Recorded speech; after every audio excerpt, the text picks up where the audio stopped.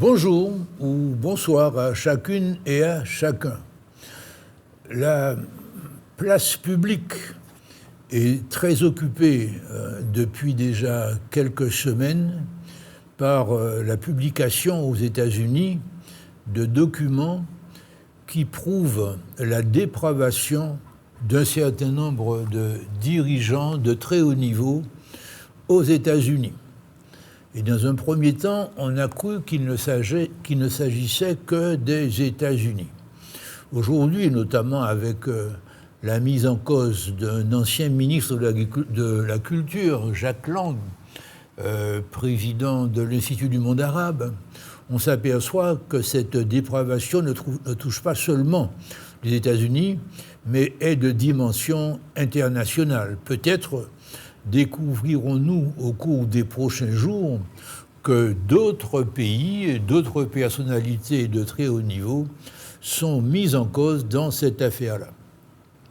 Je voudrais, pour commencer, avant de décrire l'état des lieux et puis de voir effectivement ce qu'on peut faire, rappeler que la situation actuelle n'est pas totalement nouvelle. Depuis les années 1920-1930, un certain nombre d'écrivains avaient, dans leurs ouvrages, dénoncé ce que Julien Benda, c'est lui qui est le plus connu, appelait la trahison des clercs. Julien Benda était un écrivain français de confession israélite. Il a fait un livre qui s'appelait, en 1927, La trahison des clercs, où il disait que les intellectuels se dirigeaient au fur et à mesure vers l'action publique, vers la politique, et qu'ils abandonnaient le souci du vrai, du beau et du juste en entrant en politique. Et nous devons bien reconnaître, nous sommes en 2026, que le souci du vrai, du beau et du juste n'est pas exactement la préoccupation la plus vive de la plupart de ceux qui nous dirigent. Et ce qui se passe aujourd'hui aux États-Unis est assez révélateur de ce côté-là. Pas révélateur, mais confirme. Je veux également rappeler la conférence de presse du général de Gaulle en novembre 1967. C'était quelques mois après la fin de la guerre des 6 jours qui avait mis aux prises Israël et plusieurs pays du Moyen-Orient, notamment l'Égypte et la Syrie. Et le général de Gaulle a fait une conférence de presse qui est restée dans les annales et qui aujourd'hui mérite d'être rappelée. Dans cette conférence de presse, il désapprouvait l'attaque des pays arabes par Israël, car c'est Israël qui avait pris l'initiative de la guerre, et puis il avait estimé nécessaire de dresser un portrait des Juifs, comme on disait fréquemment à l'époque, et qui tenait en quelques mots, il identifiait le peuple juif comme un peuple d'élite, sûr de lui-même et dominateur. Alors, dans un premier temps, ces mots-là n'ont pas provoqué de réaction particulière. Mais dans les jours qui ont suivi, notamment dans la presse d'Israël, ces mots-là ont été perçus comme antisémites. Peuple d'élite, certes, avait-il commencé par dire, mais immédiatement, sûr de lui-même, ça veut dire prétentieux, et dominateur, c'est-à-dire soucieux d'avoir le maximum de pouvoir. Et ces mots-là sont effectivement répréhensibles, voire condamnables. Et aujourd'hui, quel est, à votre avis, l'homme le plus puissant de la Terre?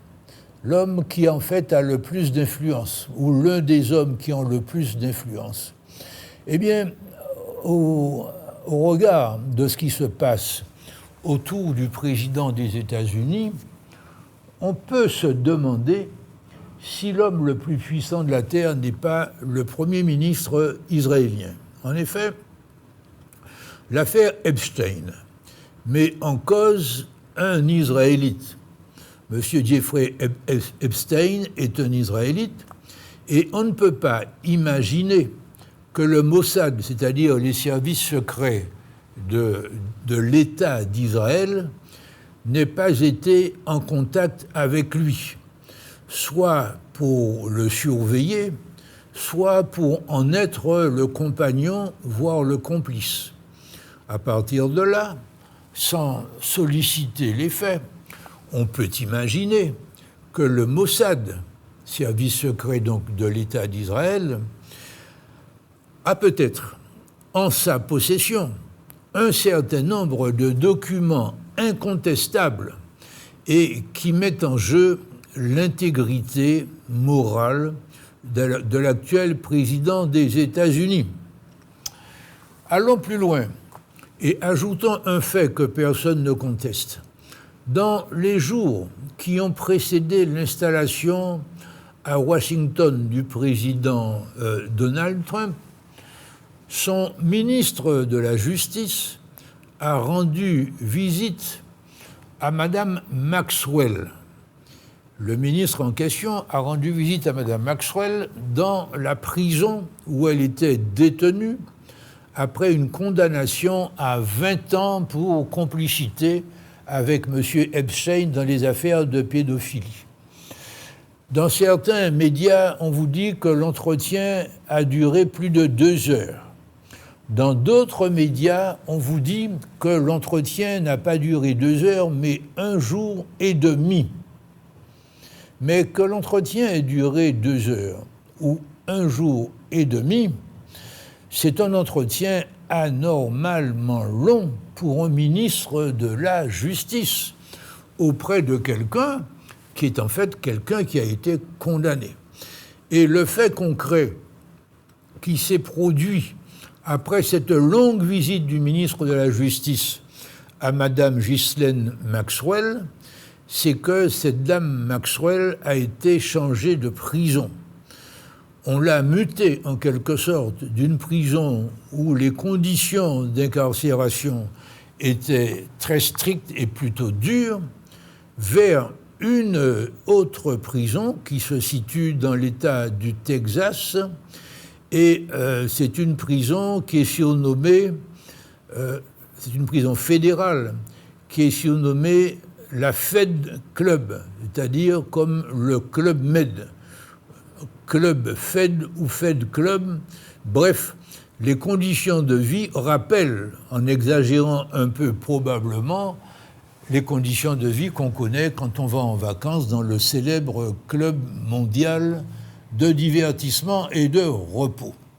Donc cette décision concrète a été prise. Est-ce qu'on peut imaginer qu'il n'y a pas de lien entre ce long entretien et cette mutation? On ne peut pas. Il y a évidemment un lien. Madame Maxwell va être auditionnée dans les prochains jours. Quand vous verrez cette émission, peut-être qu'elle l'aura déjà été, par une commission spéciale du Congrès américain sur l'affaire Epstein. Mais ses avocats ont déjà dit qu'elle se réserve le droit de ne pas répondre aux questions qui lui seront posées. Et dans tous les pays, toute personne interrogée peut avoir effectivement la possibilité de ne pas répondre aux questions qui lui sont posées. Alors, ça veut dire qu'elle ne dira pas tout ce qu'elle sait. Je rappelle que son compagnon de longue date, Jeffrey Epstein, a été retrouvé mort dans une prison aux États-Unis, dans la prison où il était en attendant un procès, et que toutes les informations dont on peut disposer concluent, contrairement à ce qui est annoncé officiellement, qu'il ne s'agissait pas d'un suicide, mais bien d'une exécution avec un certain nombre de faits très concrets, par exemple ceux qui étaient chargés de le regarder en permanence, ou au moins une fois toutes les demi-heures, dans sa cellule, sont restés pendant 2 heures à ne pas regarder ce qui se passait dans cette cellule. Curieux. De même, le médecin qui a fait l'autopsie a déclaré que les traces figurant au cou de M.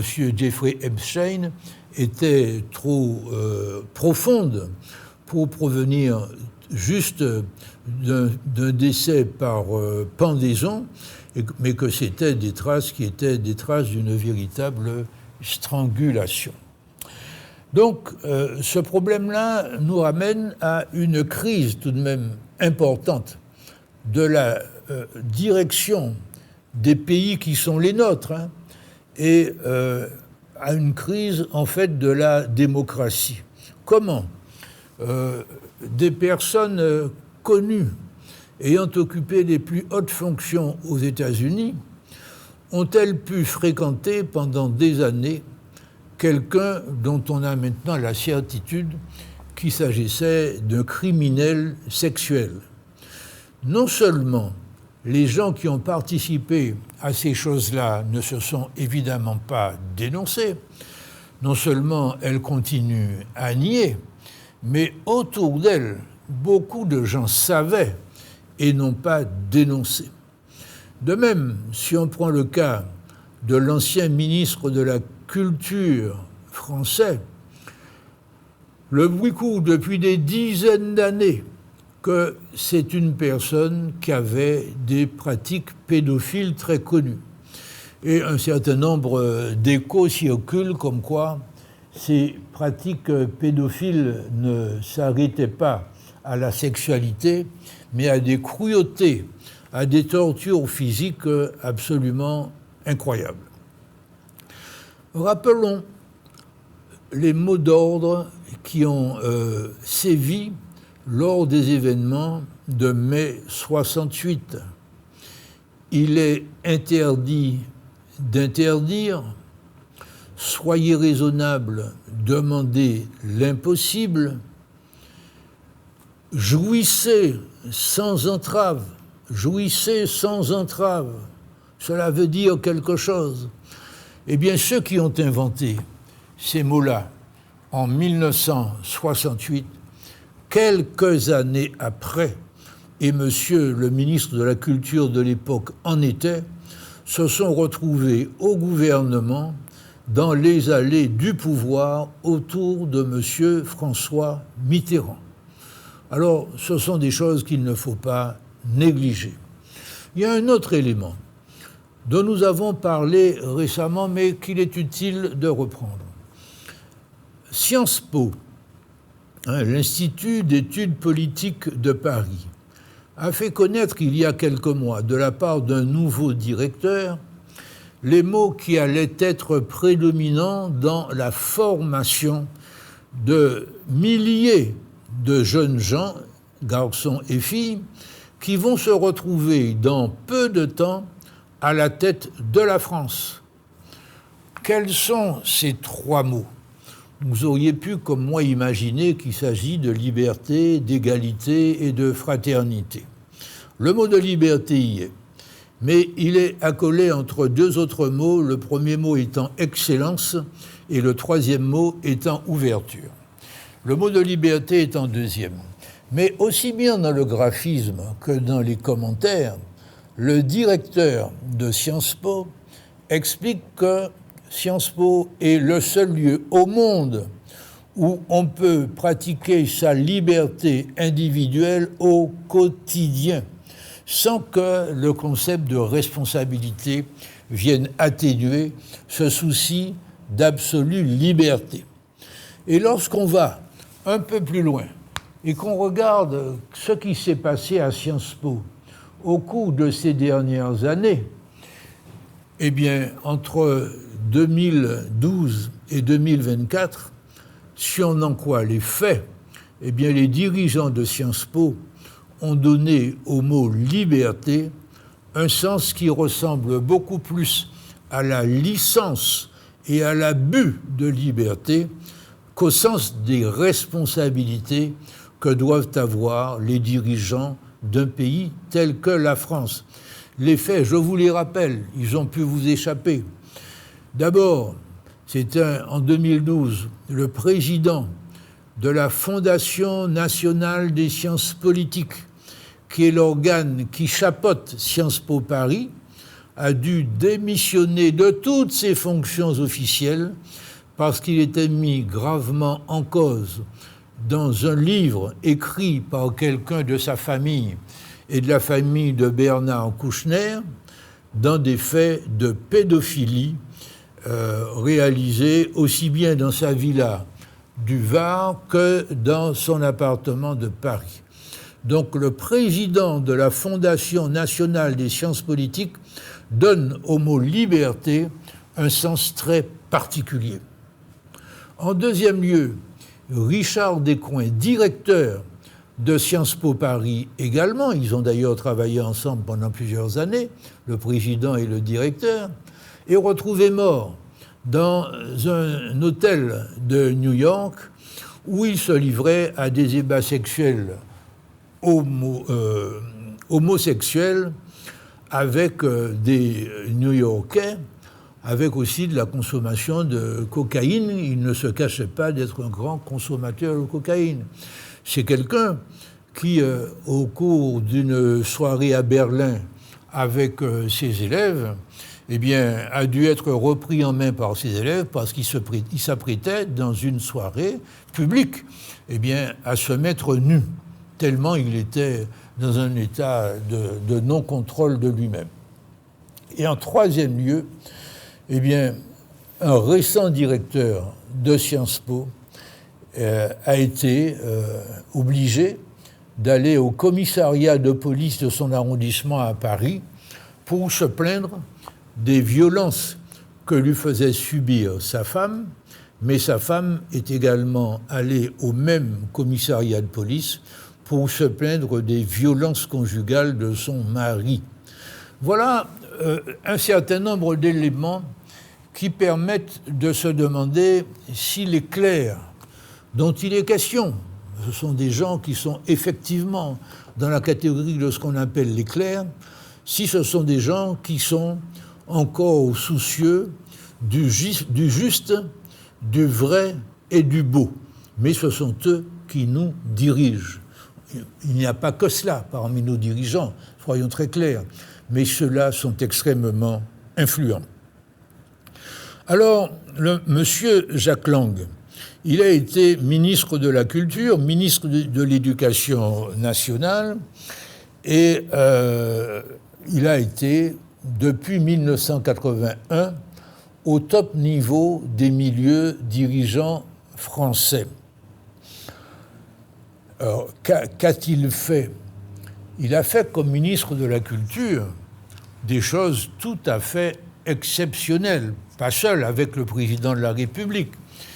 Il a fait les pyramides du Louvre, qui sont quelque chose qui attire l'admiration de gens du monde entier. Il a également fait la très grande bibliothèque, qu'on appelle aussi la bibliothèque François Mitterrand, qui n'accueille pas seulement des livres, mais tous les moyens de communication. Il a également fait l'Opéra Bastille. Là, Paris avait un grand opéra vers l'ouest, eh bien, monsieur le ministre de la Culture, M. Jack Lang, avec l'aide, le concours du président de la République, eh bien, a fait construire un autre opéra du côté du quartier de la Bastille, à l'est de Paris. De même, c'est lui qui a inventé la fête de la musique qui se tient chaque année en France et dont l'idée a été reprise par beaucoup de pays, par un certain nombre de pays, je ne peux pas vous dire combien, mais c'est une idée qui a été exportée hors de France. Tout cela est apporté à son bénéfice, à son crédit. Mais lorsqu'on écoute les parents des enfants objets de pratiques pédophiles de la part de ces dirigeants-là, eh bien, les parents en question vous disent « Mais que valent toutes ces belles réalisations en face des vies crucifiées de nos enfants ?» Et la question mérite d'être posée. Est-ce que le fait d'avoir fait des choses considérables comme gestionnaire, eh bien, efface les crimes dont quelqu'un a pu être l'auteur vis-à-vis d'enfants?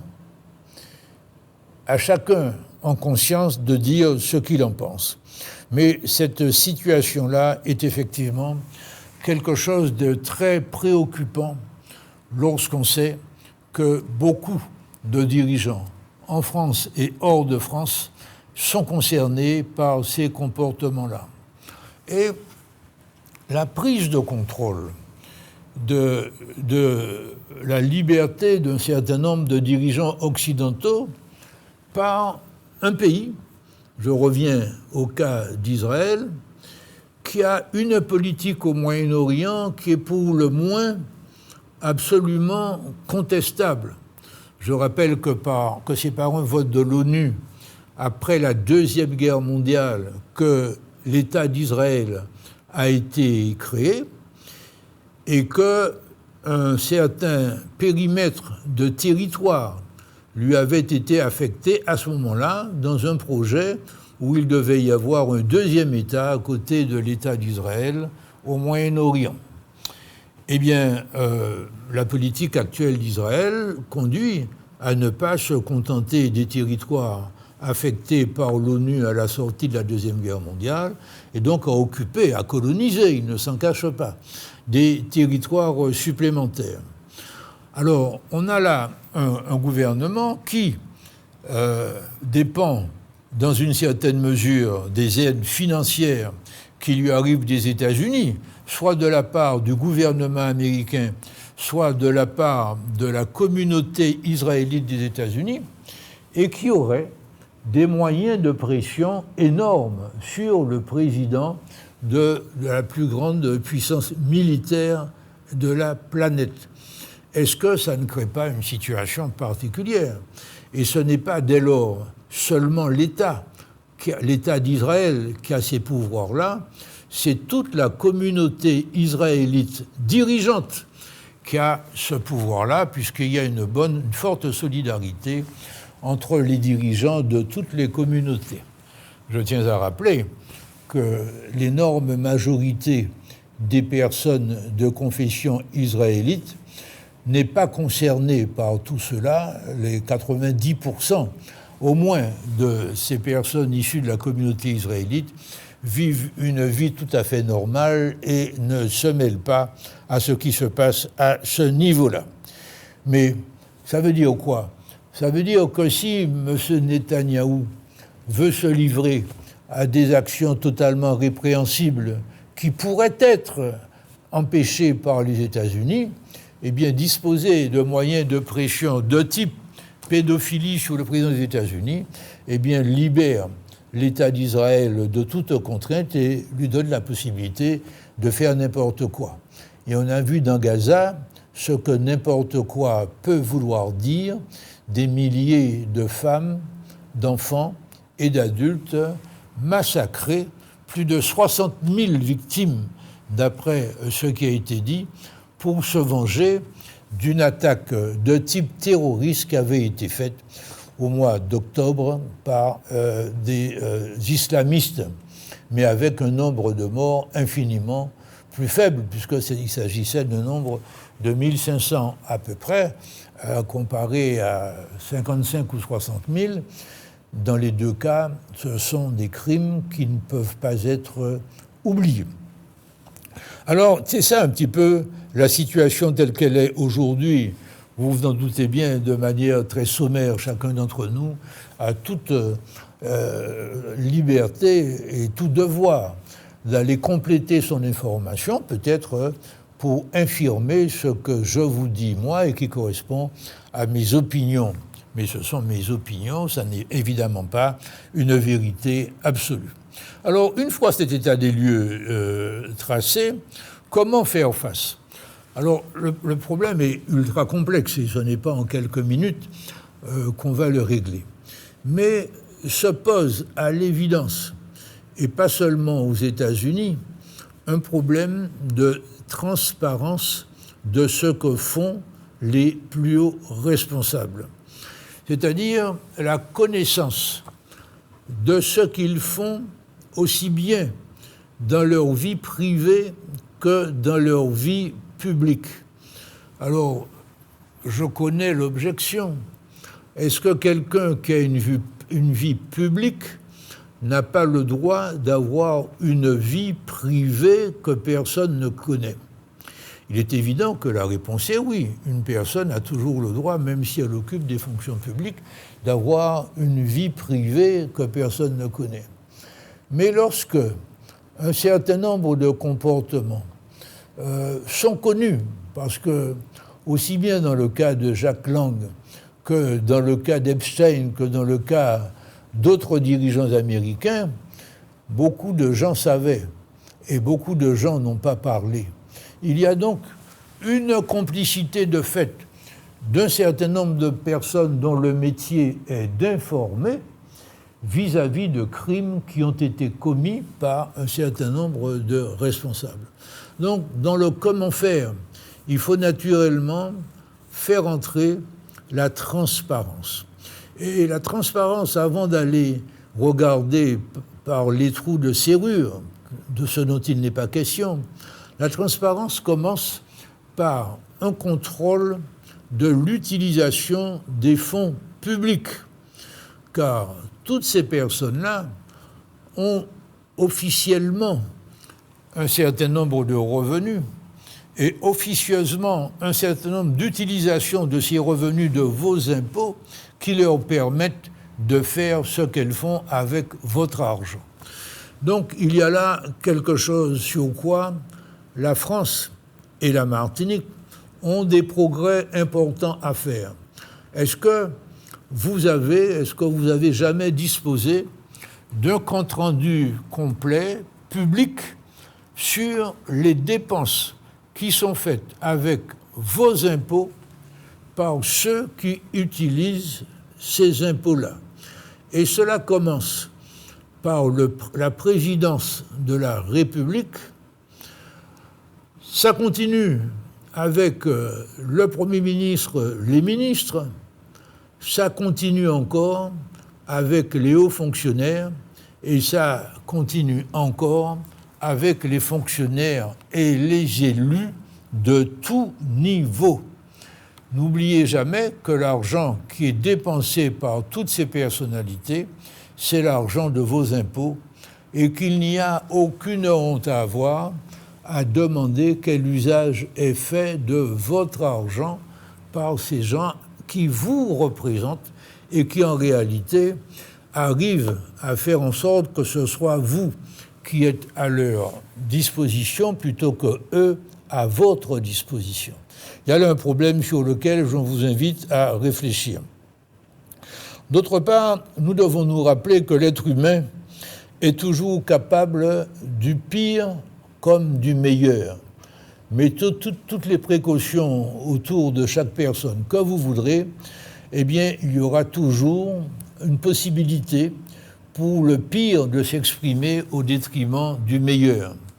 Mais si on sait qu'il y a une transparence, si on sait qu'il y a des comptes à rendre, à ce moment-là, les choses sont beaucoup plus difficiles. Mais ça dépend des circonstances. Chacun sait que lorsqu'il y a une situation de guerre, par exemple, eh bien, les instincts les plus sombres, les plus tristes, les plus cruels de chacun d'entre nous ont tendance à se libérer. Et ce qui est donné comme exemple aujourd'hui par les plus puissants d'entre nous, eh bien, est catastrophique quant au comportement des plus humbles d'entre nous. Comment les plus humbles d'entre nous s'estimeraient-ils obligés à des actions de haute valeur morale lorsqu'ils constatent que les plus puissants d'entre nous, eh bien, se libèrent totalement de toute contrainte morale, de toute contrainte de vérité, de toute contrainte du beau en ce qui concerne la morale. Donc, il y a là quelque chose de grave, mais sachons que l'être humain, il peut toujours être tenté par le pire plutôt que par le meilleur. Autre façon d'agir, c'est que le pouvoir arrête le pouvoir. Montesquieu le disait déjà au XVIIIe siècle. Il faut que lorsque un parti a pris le pouvoir, il ne soit pas le seul à occuper ce pouvoir. L'exemple suisse nous l'avons déjà répété à plusieurs reprises, est un cas où, après les élections, tous les partis qui ont eu des représentants au Parlement se retrouvent présents au gouvernement pour diriger le pays. Et on peut espérer, sans en être certain, eh bien que ça fera un contrôle qui sera fait par ceux qui sont de partis différents. Quand vous êtes à l'intérieur d'un même parti, il y a forcément des complicités qui naissent. Mais lorsque vous êtes en activité politique dans des partis différents, eh bien, il y a une vigilance qui s'exerce sans qu'on ait énormément à intervenir. Et de ce côté-là, la France a véritablement beaucoup de progrès à faire. Je rappelle que lorsque, au XVIIIe siècle, les dirigeants européens et américains ont inventé la démocratie moderne, bien après la démocratie à la grecque où il y avait beaucoup d'esclaves, ou la démocratie à la romaine où il y avait également beaucoup d'esclaves, eh bien, les modèles qu'ils avaient sous les yeux de gouvernement des hommes et d'administration des choses, c'était d'une part le modèle monarchique, dont ils ne voulaient plus, puisqu'il s'agissait justement d'y échapper, et d'autre part le modèle de la guerre. Et ils ont choisi tout naturellement le modèle de la guerre comme système d'acquisition du pouvoir et d'exercice du pouvoir. Et les démocraties fonctionnent encore sur ce modèle. C'est-à-dire des partis, il peut y en avoir deux, parfois il y en a plusieurs, se battent comme des armées se battaient à l'époque pour conquérir le pouvoir. Et une fois ce pouvoir conquis, eh bien, le parti, c'est-à-dire, entre guillemets, l'armée, l'exerçait de manière relativement totalitaire. Et la minorité n'avait et n'a encore aujourd'hui que le droit de critiquer, parfois de manière totalement exagérée, ceux qui sont au pouvoir, en attendant qu'eux-mêmes, les gens de l'opposition, arrivent au pouvoir et généralement se comportent exactement comme il reprochait à la majorité précédente de se comporter. Je prends un exemple. M. François Mitterrand, quand il était dans l'opposition, parlait, il a fait un livre là-dessus, du coup d'État permanent. Il considérait que la manière dont la Constitution de la Ve République était rédigée et l'usage qu'en faisait le général de Gaulle et puis les autres après lui, représentait un coup d'État permanent. Donc tout le monde s'attendait à ce qu'arrivé au pouvoir, il modifie la Constitution. Pièce tout bonnement, comme on dirait ici, en réalité, il a gardé la Constitution en l'état et il s'y est glissé avec beaucoup de plaisir. Donc, bien là, enfin, c'est un problème parmi d'autres, il y a une nécessité de faire en sorte que le pouvoir arrête le pouvoir et que ceux dont on a des preuves assez solides qu'ils ont des comportements, y compris dans leur vie privée, condamnables, ne restent pas au pouvoir. Il y a un proverbe africain qui vous dit que plus le singe monte haut, plus on lui voit les fesses. Et c'est vrai que lorsque vous êtes sous le feu des projecteurs, il vaut mieux que vous soyez irréprochable, sinon on verra tous vos défauts.